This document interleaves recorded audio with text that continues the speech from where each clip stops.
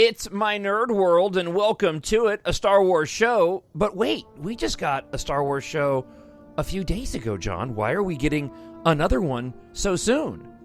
Because Disney announced release dates for 3 new Star Wars movies, and they're kind of odd.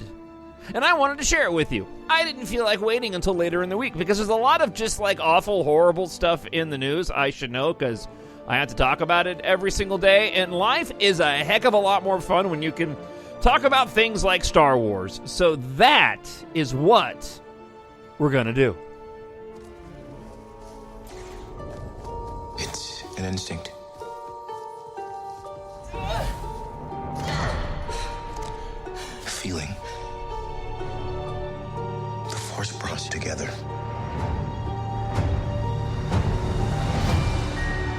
We're not alone. Good people will fight if we lead them. People keep telling me they know me. No one does. But I do.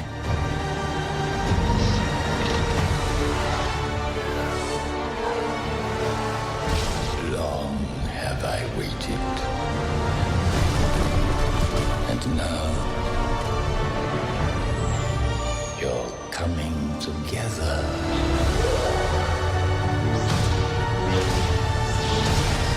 Is your undoing.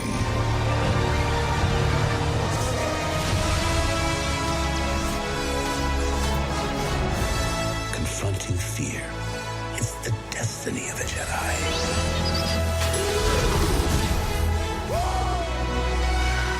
Your destiny.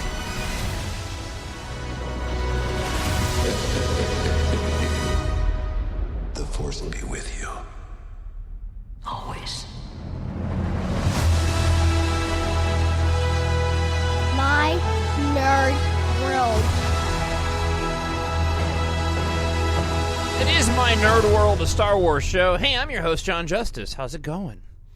Let's talk about some Star Wars things, because we have Star Wars things to talk about. As always, if you want to support the show and you like to read, you already like sci-fi. I know that because you're listening to this show. If you didn't like science fiction, why would you be listening to a Star Wars podcast? That would just be dumb. So, if you like to read, because not everybody does, or if you like to listen, which you obviously do as well, because you're listening to this show, and why wouldn't you be listening to it if you didn't like to listen?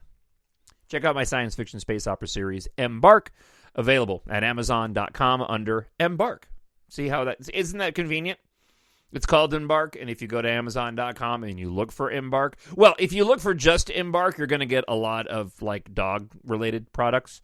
But if you look for EMBARK, Jon Justice, you'll find my amazing 7-book science fiction series, and it is amazing. People like it, and they read it, and it's fun. And I wrote it, so why wouldn't you want to go and check it out? So support the show and go pick up your preferred ebook, paperback, hardcover, and audiobook version of EMBARK, either at mynerdworld.net or Amazon.com. So, a couple of news items that dropped this week. I was going to save doing the podcast until the typical Thursday, but we got some pretty big news today. So let's start off with what dropped earlier in the week. On Sunday, specifically of all days, Ubisoft, the video game maker, dropped a trailer for a new open-world video game called Star Wars Outlaws.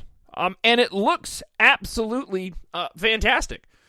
It stars a female protagonist. It's got a droid as a sidekick. It's got cool spaceships and cool little cute alien creatures. The lead space vehicle in the game looks like an old CD player. I'm not kidding. It actually looks kind of rad.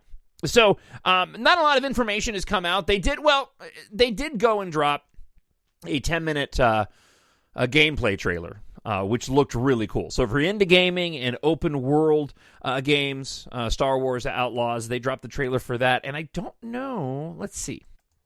It's described as a scoundrel fantasy open world action adventure game set to launch in 2024. The game itself is set between The Empire Strikes Back and Return of the Jedi. Players will take on the role of Kay Vess, a thief looking to make it big in the galaxy so she can buy her freedom. Per the trailer's description, Kay, a BX droid named Commando droid, a BX droid named Commando droid, and her pet Nikes will fight, steal, and outwit your way through the galaxy's crime syndicates as you join the galaxy's most wanted. As part of her adventure, it will involve staging a heist, supposedly one of the biggest heists in the Outer Rim that the Outer Rim has ever seen against a crime syndicate. So yeah, this game looks really rad. I watched almost all of the gameplay trailer yesterday. It looks like a lot of fun. I have not played Star Wars Jedi Survivor because it came out on the updated platform, and we only have one of those, and that's my son's TV. So I've not played that. So I assume I'm probably going to have to get an updated platform next year to play this game, but it's about that time anyhow. But it looks really, really cool. The game was announced to be in development at a game expo not too long ago. And the trailer, the gameplay footage just looks absolutely fantastic. So again, that's coming out next year. Now, the bigger news, and what actually prompted me to do the podcast a little bit earlier than I typically do, was Disney cementing, at least for now, the release dates for 3 upcoming Star Wars films. This is not going to go the way you think. All right, so the vast majority of these details are coming from Bespin Bulletin, and I will provide my added commentary. Disney has released their updated movie slate. 3 release dates for various untitled Star Wars movies, including 2 in 2026. Now, before we dive into these Star Wars dates, it's noteworthy that the Avatar sequels have all been delayed in the wake of this move in announcing the 3 dates for the Star Wars film. So Avatar 3 will now be out December 19th of 2025. Avatar 4, December 21st of 29, and Avatar 5, December 19th of 2031. My gosh, that's a ways out there, which is a bit of a bummer because I really enjoy the Avatar movies. I also think that scarcity is a commodity, and that Avatar only benefits from having more distance in its films, even though I really loved The Way of Water and am looking forward to seeing the rest of these films. I mean, in terms of just cinematic scale, space operas, I mean, both the Avatar films are just, they're absolutely incredible. I love them. And I do think that they benefit from the fact that there's a lot of scarcity surrounding that property. We haven't been inundated with Avatar material, certainly not in the way that we have Star Wars. So, with that being said, let's dive into these release dates, because they are rather odd, but I think they're also odd with purpose. So, Bespin Bulletin is where I'm getting the majority of details from. So, first we have an untitled, well, let me just say up front, the 3 Star Wars movies are set to release in May 22nd of 2026, December 18th of 2026, so 2 movies in the same year, and then we have a December 17th of 2027. Bespin Bulletin speculates on what these films are, and I agree with 2 of them, and then the third one I think is questionable into what Bespin Bulletin thinks it will be. So, we've known for a while that Disney has been aiming to release a Star Wars movie in December of 2025 for years now, and I can't believe we're going to be that. I mean, 2019, we're going to be 6 years out from The Rise of Skywalker. It's been wildly reported by the trades, along with credible journalists, that the December 2025 movie had penciled in the untitled New Jedi Order movie, which is being rewritten by Stephen Knight of Peaky Blinders fame on Netflix, following the departure of Damon Lindelof of Lost, and will be directed by Miss Marvel's Sharmeen Obaid-Chinoy. It now seems that the December 2025 flick has suffered a 5-month delay, which is likely due to the ongoing Writers Guild of America strike, as it was supposed to be released, I believe, in December of 2024.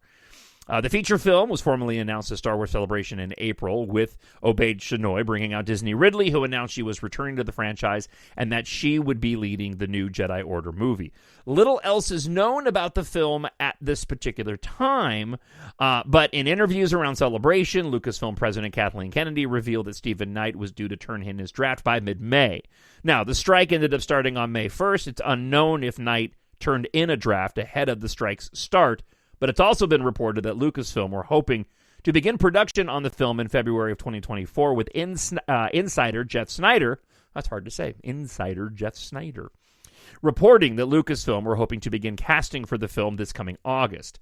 Now, due to this delay, that all seems unlikely, and the production will likely start much later in 2024, giving Knight and Lucasfilm more time to create a quality piece of work. Now, the story that was being put forth by Damon Lindelof was supposed to be about an elderly Rey, and we know now that this is going to be taking place, I believe, some 10 years after the rise of Skywalker. And for all intents and purposes, I'm still saying this is an Episode 10 movie. As a matter of fact, I'll go so far out to say that while it won't be titled Episode 10, that at some point down the line in terms of the promotion of the film itself, they will add the Episode 10 title to the movie. Considering that it's going to be about Rey, I don't know how you don't do that, on top of the fact that it just makes the most sense to do that. In the meantime, we move on to this December 18th, 2026 film. Now, you're looking at movies from May and December in the same year. It's awfully close. However, given the speculation around what this movie is, it does make sense, and let me explain. It was previously reported by The Hollywood Reporter the next film due to be released after the Rey Skywalker-led New Jedi Order flick was from The Mandalorian executive producer Dave Filoni. At the time, The Hollywood Reporter believed the Filoni-directed movie, which will act as a crossover event for various television series set during the time of The Mandalorian, would release 1 year later, December of 2026. At the time, Avatar 4 was penciled in for that release date, but director James Cameron was quoted in an interview believing the fourth entry in the Avatar franchise would hit cinemas in 27, not 26, which would free up that date for Filoni's movie. Now, due to the belief from the trades that the next film to release after the New Jedi Order was that being filmed by Filoni, it's a fair assumption that his project is likely taking up the December 26th spot. The Mandoverse flick is expected to shoot at the same studio in which The Mandalorian and the other series are tied to, Ahsoka, The Book of Boba Fett, Manhattan Beach Studios in California. Now, this will be taking place on the Volume, which is where they shot the majority of the live-action Star Wars shows so far, apart from Andor. There has been a feature-length film that's been filmed in the Volume. The Batman was partially filmed on the Volume, but Thor: Love and Thunder utilized a lot of the Volume in its filmmaking by Taika Waititi, and there was a lot of speculation that the Taika Waititi film would probably utilize the Volume, which would mean a shorter production schedule for that film. I will say I'm not a big fan of that. I'm a little bit over the way the Volume looks. News came out today that the Andor series cost like a whopping $250 million, but it showed in every single scene on our screens at home in the production of that show versus, say, Obi-Wan Kenobi, which I tried to watch again the other day, and man alive, I try so hard to watch that show, and it just does not. So those first couple of episodes, that chase scene with Leia I'm going to say it, the chase scene with Leia in the first episode, where she is chased through the forest by the bounty hunters, is utterly ridiculous. Like, it's like almost unwatchable. I just, how does nobody on the set go, this isn't working, guys? That alien was just stopped by a branch. Be that as it may. So, I'm not the biggest fan of shooting on the Volume. Now, that being said, I think for the purpose of what Dave Filoni's film is going to be, it's wholly appropriate. Now, there is one thing that's important to note and might hint that the December 2026 flick, being that of Filoni, is actually would actually likely be in production at the same time as the new Jedi Order film releasing in May of 26. This means that neither movie would have to fight for studio space at Pinewood Studios in London, which is where the Rey Skywalker-led flick is due to film.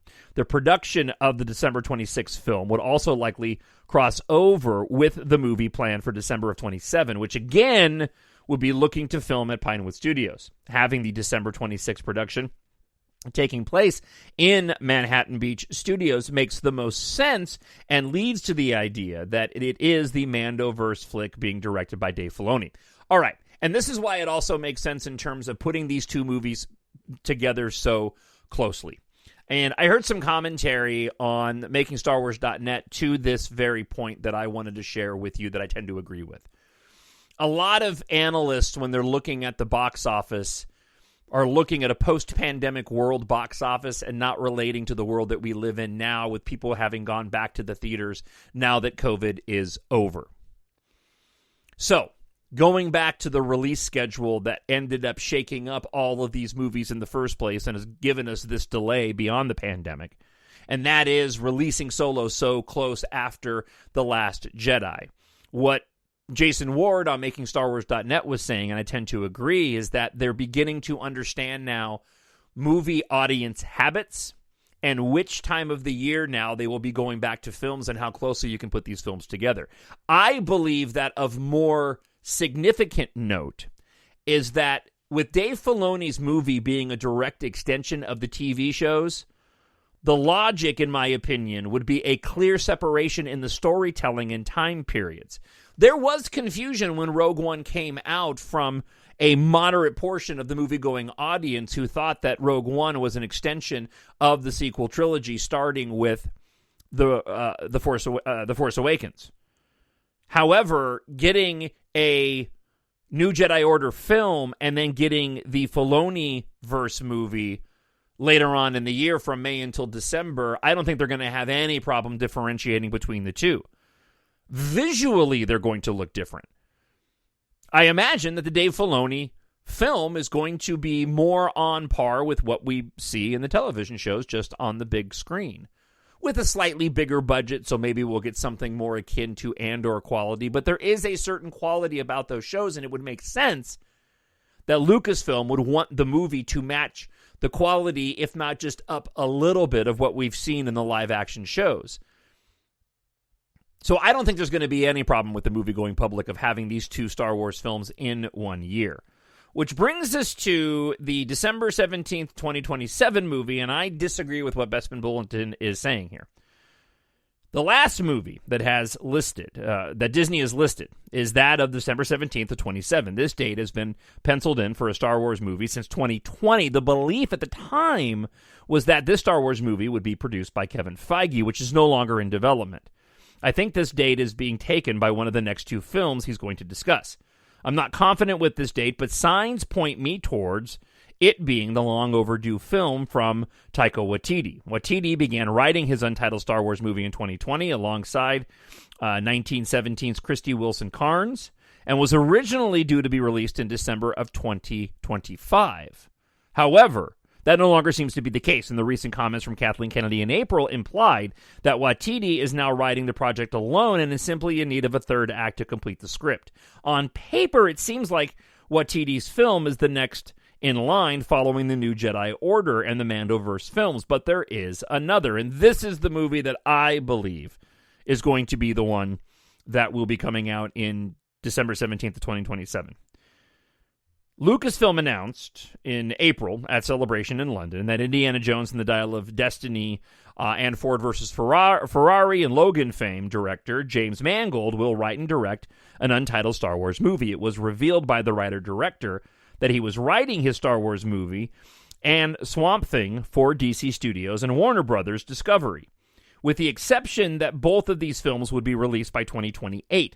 The Logan filmmaker is set to direct his next film, A Complete Unknown, a Bob Dylan biopic, in August, but principal photography on that production could be and will likely be delayed due to the ongoing Writers Guild of America strike. Once production is complete, if all goes as planned, filming will be completed by November. Jeff Snyder reports that Mangold will move on to writing his untitled Star Wars movie, which will follow the first ever Jedi and Discovery of the Force. However, it is unknown if Mangold will focus on the Star Wars movie once filming is complete or once post-production is complete. Either way, it seems, at least on paper, that Mangold's Dawn of the Jedi movie is the furthest away. Now, again, I disagree with this particular assessment. And this is the reason why. Because over the course of the past few days, James Mangold has been talking to local media outlets. I grabbed a couple of quotes here from IO9. He said, "While I've talked to Lucasfilm before and even worked a bit on other projects, and I'm always interested in what's going on in Star Wars and have friends that work on other Star Wars projects, but I understand that much of what they were doing was kind of continuing the saga forward. So I mentioned to Kathleen Kennedy the idea that I had about going backward, really far backwards. I was surprised that it excited her and the wonderful people she works with at Lucasfilm. For me, it's about I want to be a part of the saga, but I also want to be holding so much. I don't want to be holding so much lore in the air that you can hardly tell a story. And what I really wanted to do, what I told her was, can we make a kind of 10 Commandments of the Force, a kind of origin story on how the Force came to be known, understood, wielded, and harnessed. Now, again, because of the writer's strike, he's not allowed to write. But that being said, I don't know how these writers, if you're just writing in the comfort of your own home, I mean, how does anybody know, right? I suppose no one wants to lie. You don't want to be a liar, but still, when it comes to these writer's strikes, I just have to question. I think that the 27 film is going to be the Dawn of the Jedi movie.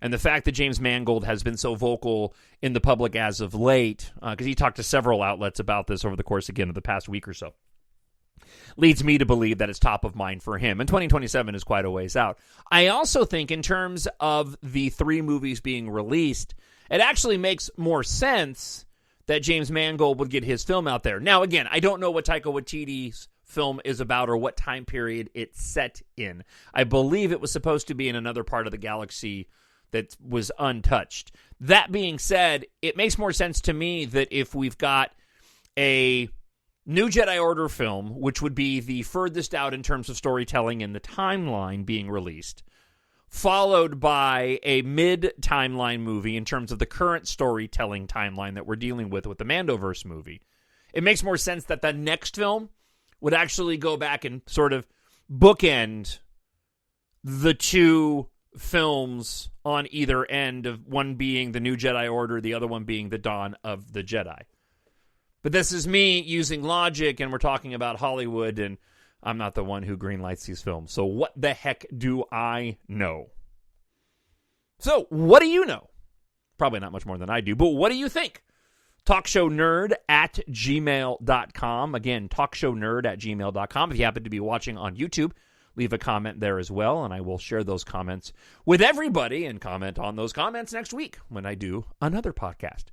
Again, head on over to Amazon.com, search for Jon, Jon Justice, and EMBARK, unless you're just looking for quality dog products, and you can just search for EMBARK, and you can find them there too. However, if you search for my books available in ebook, paperback, hardcover, and audiobook, you can follow a ragtag squadron of pilots and one reluctant hero named Taft Guardia on a journey of survival from Earth to the far reaches of space as they fight for humanity's future among the stars. And you should go and do that because my books are fun. And they're great for kids 11 years old and over. And there's not a lot of garbage. There's no garbage in them, actually. They are completely they are 100% child appropriate. Because I'm still kind of a child myself. They're written for adults, but I made sure that they were suitable for kids. And kids enjoy them too. So head on over, grab those books if you haven't already. If you already bought a copy, buy another one. Why not? The ebook's only 99 cents. You can just say, hey, look, I made Jon smile. He sold another ebook today. I did that. And then you can look at yourself in the mirror and go, aren't I special? I made Jon smile. I'm smiling because we have release dates for movies that are probably going to all go up in smoke here in the next, month or so anyways. But for now, I'm excited. Watched The Rise of Skywalker again the other day. Man, I love that movie. I think I have Solo on deck. I have a CD vault that I keep my Blu-rays in to watch.